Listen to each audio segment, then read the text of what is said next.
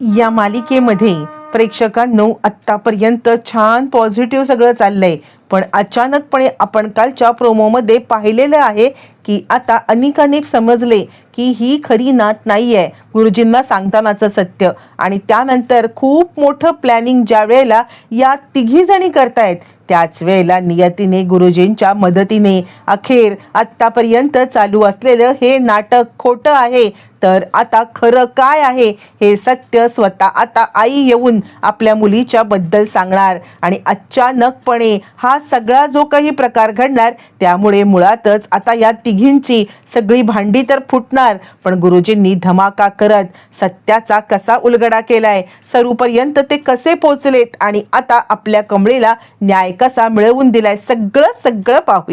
प्रेक्षकांनो सगळी पूजेची तयारी झालेली आहे आणि कामिनी आता मात्र गडबडलेली आहे. तिच्या डोक्यामध्ये एकच विचार चालू आहे, ही पूजा झाली, या पूजेच्या निमित्ताने सगळ्या लोकांच्या समोर आता ही अन्नपूर्णा अनाउन्समेंट करेल, सगळी प्रॉपर्टी आपल्या त्या नातीच्या नावावरती करून द्यायला काय करायचं, पण तिच्या हातात मुळातच काही नाहीये. तितक्यातच गुरुजींना आता अन्नपूर्णाने बोलवलेलं आहे. गुरुजी आलेले आहेत आणि आता अन्नपूर्णा गुरुजींना सांगते, बरं झालं गुरुजी तुम्ही लवकरात लवकर आलात. खरं सांगायचं तर आता मला कधी एकदा तुमच्या हातून ही सगळं पूजन करून घेते आणि आता माझ्या नातीला तुमच्याकडून आशीर्वाद मिळतोय असं झालंय. गुरुजी म्हणतात, खरं सांगायचं तर आता अन्नपूर्णा मॅडम मी सुद्धा त्या नातीला पाहण्यासाठी उत्सुक आहे.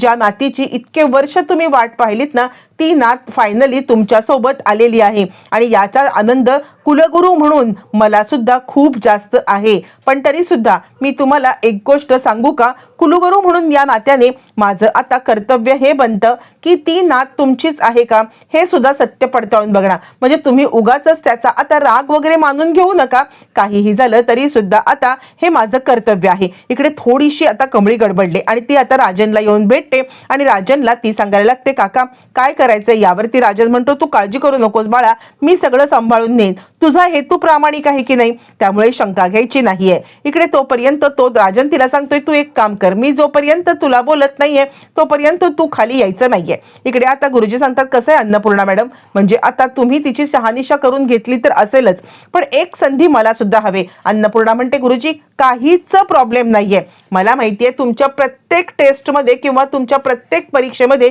माझी नात पास होणार. इकडे आता तोपर्यंत समजलेलं आहे सरूला की आता आपल्या मुलीसाठी पूजन ठेवलेलं आहे आणि त्यामुळे ती विचार करते आहे, म्हणजे तिला नयनताराने सांगितलेलं आहे की ताई आपल्याला सुद्धा अन्नपूर्णा मॅडमच्या इथे पूजेला जायचंय. त्यामुळे हो नाही करता करता तिच्या डोक्यात विचार आलाय की नाही जर का मी तिकडे नाही गेले आणि उगाचच या पूजेच्या निमित्ताने या तिघींनी माझ्या मुलीला काही त्रास दिला तर, म्हणून आता ती सुद्धा नयनताराच्या सोबत लपत छपत पूजेच्या ठिकाणी गेलेली आहे. इकडे तोपर्यंत कामिनीच्या डोक्यामध्ये विचार चाललाय की काय करायचं जेणेकरून या पूजेमध्ये विघ्न येईल आणि विघ्न आल्यावरती ही पूजा थांबेल, पण तिला मार्ग काही सापडत नाहीये आणि तोच मार्ग तिला अनिका आता मात्र मिळवून देणार असते, ज्याची तिला अजिबात कल्पना नसते. ती विचार करत तिकडे उभी असताना गुरुजी आता सांगायला लागतात, अन्नपूर्णा मॅडम कसं आहे ना, मी तुम्हाला म्हटल्याप्रमाणे तुमच्या त्या नातीला मला आता भेटायचंय, तुम्ही तिला खाली बोलवा. असं म्हटल्यावरती मग आता अन्नपूर्णा लगेचच आता इकडे कमळीला खाली येण्यासाठी सांगतेय. ज्या वेळेला ती कमळीला बोलवते आणि त्याच वेळेला ऑलरेडी सगळी माणसं पै पाहुणी आलेली आहेत आणि सगळेच जण आता इकडे वाट पाहत आहेत, ती म्हणजे अन्नपूर्णाच्या नातीच्या विधीची. गुरुजींनी बोलवल्यावर ती लगेचच आता कमळी दबक्या पावलांनी खाली आले.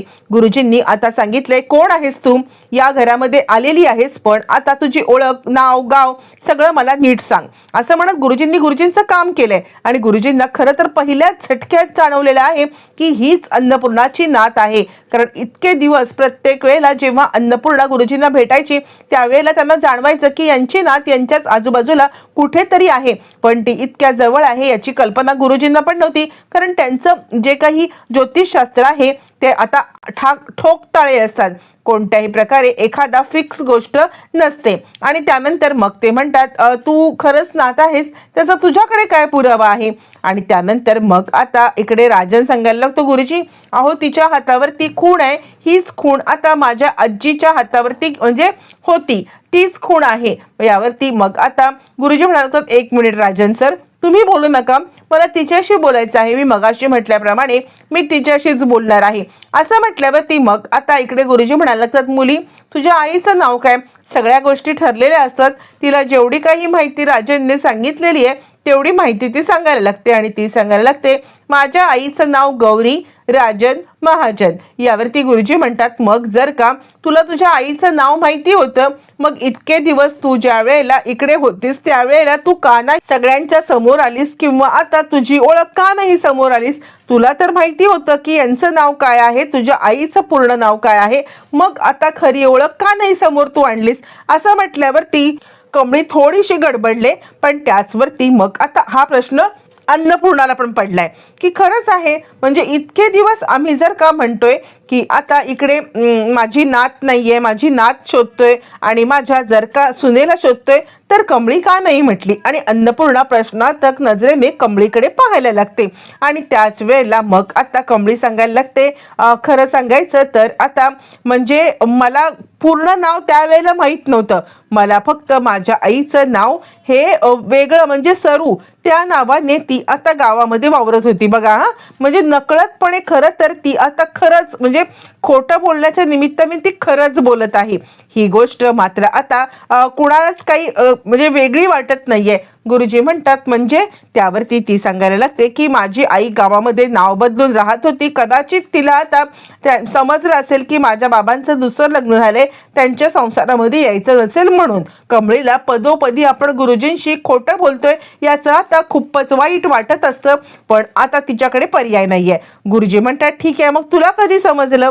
त्यावरती ती सांगायला लागते आमच्या कॉलेजमध्ये स्केच आर्टिस्ट आला होता आणि त्यांनी स्केच दाखवल्यावरती मला समजलं, मग मी राजन काकांच्या इथं गेलो, त्यांना ते स्केच दाखवलं, त्यांनी माझ्या हातावरची खूण बघितली आणि त्याच वेळेला राजन म्हणतो हो आणि ज्या वेळेला मला गौरी भेटली होती ना तिने मला सांगितलं की आपल्या मुलीचं नाव कमळी आहे, ती शिकायला इकडे आले आणि खरं तर ती नाव बदलून सरू म्हणून राहत आहे. प्रेक्षकांनो आता मात्र इकडे गुरुजींची तर खात्री पटलेली आहे आणि आता अन्नपूर्णाची पण खात्री पटली, पण आता आपण फसवतोय ही गोष्ट मात्र कमळीला खूपच वाईट वाटते.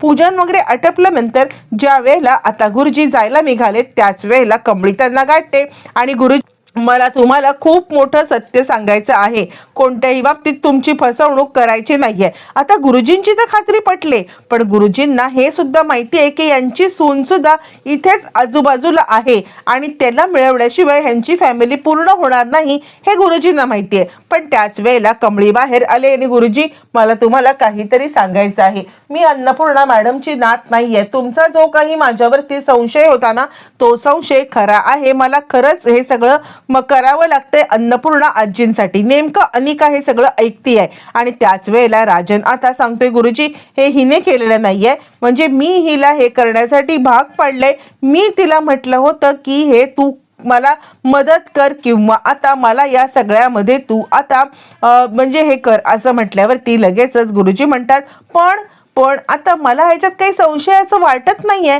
यावरती ती म्हणते नाही गुरुजी पण मी नात नाहीये. आता मात्र गुरुजींच्या डोक्यामध्ये म्हणजे एक विषय आलाय आणि गुरुजी म्हणायला लागतात नाही काहीही झालं तरी सुद्धा आपल्याला या सगळ्यामध्ये आता म्हणजे न्याय मिळवून द्यायलाच पाहिजे ह्या पोरीला. अनिका हे ऐकते आणि अनिका येऊन लगेचच आपल्या आजीला आणि आईला सांगते ती खरं तर नात नाहीच आहे. ती गुरुजींना सांगत होती की मी त्यांची नात नाहीये, मी स्वतः ऐकलंय आणि आता ती हे फक्त आजीला बरं करण्यासाठी नाटक करत होती. हे ऐकल्यावरती कामिनी सांगते आता हे सत्य आपण लगेचच जाऊन सांगायचं नाहीये, कुणीही जाऊन बोलायचं नाहीये, वेळ आली ना की अशा पद्धतीने या सत्याचा स्फोट करायचा आहे आपण की आता हे स्फोट केलेलं सत्य अन्नपूर्णाला परत त्याच कोमामध्ये घेऊन जाईल ज्या कोमामधून बाहेर काढण्यासाठी राजनने या खोट्या मुलीला इकडे आणलेलं आहे.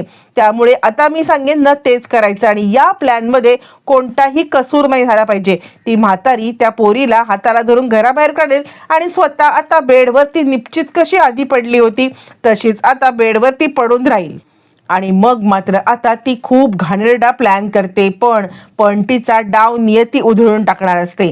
लगेचच कामिनीने आता इकडे कमळी आत येण्याची वाट पाहती आहे आणि त्याच वेळेला मात्र आता इकडे गुरुजींनी सरूला पकडलंय. प्रेक्षकांनो गुरुजींना सरू भेटले पण कट्टू आपल्याला एक वेगळा सीन दाखवला जातो ज्या वेळेला इकडे आता कामिनी सगळ्यांच्या समोर येत आहे आणि अन्नपूर्णा वहिनी तुझी आता घोर फसवणूक होत आहे, तुझी सगळी प्रॉपर्टी आता इकडे नावावरती करून घेण्यासाठी ही पोरगी इकडे आलेली आहे, ही तुझी नातच नाहीये, काय गुरुजी, गुरुजी बोला की, तुम्हाला तर सगळं सत्य समजलंय ना गुरुजी?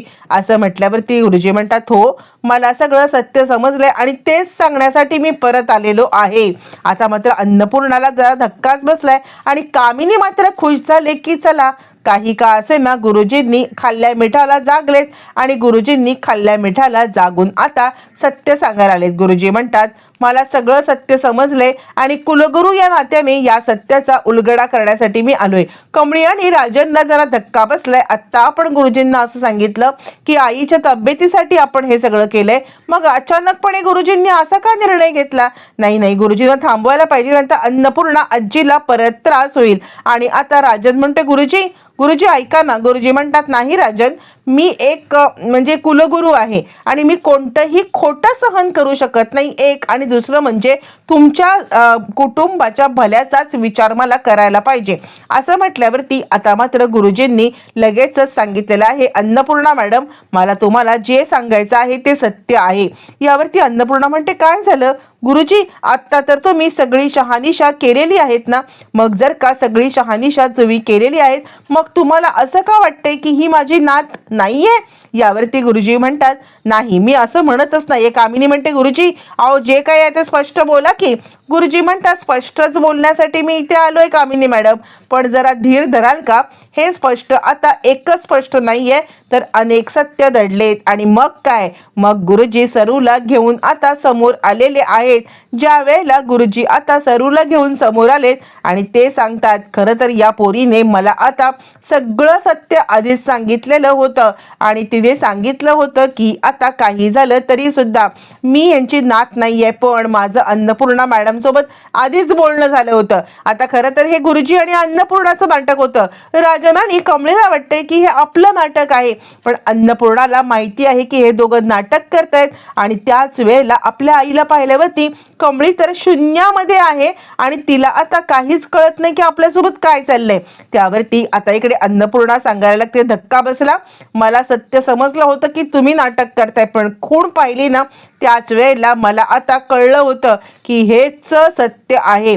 आणि त्याचमुळे काहीही झालं तरी सुद्धा मी ठरवलं होतं की आता तुला तुझ्या आईची भेट घडवायची, राजनला त्याच्या बायकोची, म्हणून गुरुजींना मीच सांगितलं होतं हे. आणि त्यानंतर काय प्रेक्षकांनो, अचानकपणे मायलेकीची तर भेट झाले, पण आता चोरावरती मोर ठरत असलेल्या आता मात्र इकडे कामिनी रागिणीचा पचका उडवत शेरा सव्वाशे ठरत अन्नपूर्णाने आता मात्र राजनची आणि आता त्रिकोणी कुटुंबाची भेट घडवली.